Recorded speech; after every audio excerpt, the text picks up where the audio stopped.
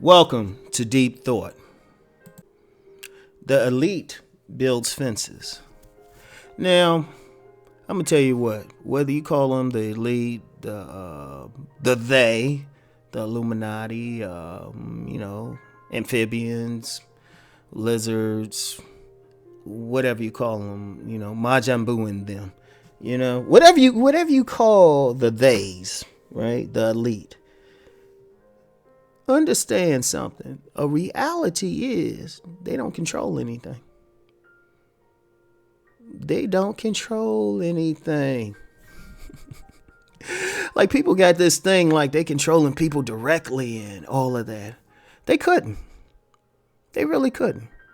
Think of like the majority of mankind as a herd, right? And in fact, the elite reportedly referred to the masses of people as like useless eaters and everything, right? And that's good, that's whatever. But the thing is, they really don't control you. I want you to think about it. Do they really control what you eat? No, you can eat what you want. Who you mate with, you can mate with who you want. It's a little bit tougher with where you live, right? Now, they don't control, let's put it like this. They don't control your direct choices. Because ultimately, not even God controls your choices. Think about something. Not even God controls your choices. And let me just go on this tangent real quick. If God controlled your choices, then ministers wouldn't have to convince you to be good with the threat of a devil or something or whatever evil being is out there, right? They wouldn't have to use that because, God would just control you. Boom. I need you to be good. Boom. So even God gives you free choice. So if God gives you free choice, even the elite can't take it away. Now, what they do, they try to sway it, right? They try to sway the choice. But also what they do is they build fences.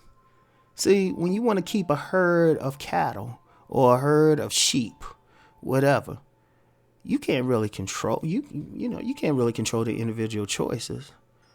But what you can do is erect a fence up to maneuver their direction. See, that's what they do. That's what they do. They put up all types of fences and stuff to control where you're going to go. And those fences one of the fences is religion, right? One of the fences is religion. Another fence is the education system and the economic system, the political system, right? All of them steering you in a certain direction, right? Boom.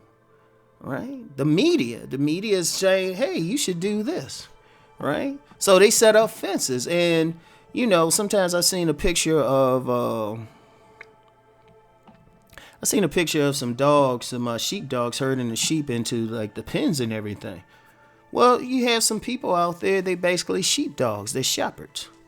They and the elite might control them or give them their orders.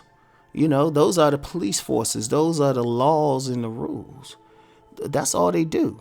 They put money into the campaigns of politicians to erect laws, which are fences. We get out on the highway, the speed limit is a fence. That's all they do. Now, here's the thing. If all the cows rush the fence and break the fence, there's nothing you could do to stop them. Now, I remember years ago, right? Years ago, I was working on a retail job, right? Had a manager, she came to work, right? And she had to be brought to work by a police officer, right? Because she had gotten in an accident because the road she was driving along, some cows had got out. They had got out. They had broke that fence down, and they were out on the road. And she had that nice old car. That nice old car couldn't deal with a several hundred pound cow. In fact, she said she had to use a car door to hit a car in the head just to get it away from her. So for all of that, for all the fences, they broke the fence down. Now, the biggest fear that the elite have is that one person who could steer the herd in a different direction. That's the biggest fear. That's that person. Like once in a generation, you get that person who can move the masses in such a way. Right? Like one person in this generation, and this is regardless of how you feel about them, but this was the phenomenon, Donald Trump. Donald Trump wasn't supposed to win the election.